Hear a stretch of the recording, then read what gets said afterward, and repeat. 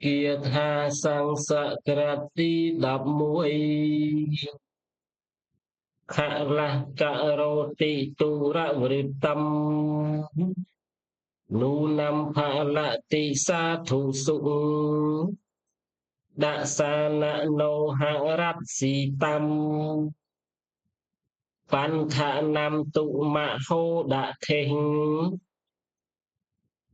មនុស្សខូខើចិត្តអាក្រក់ធ្វើការលួចឆក់កេងប្រវាញ់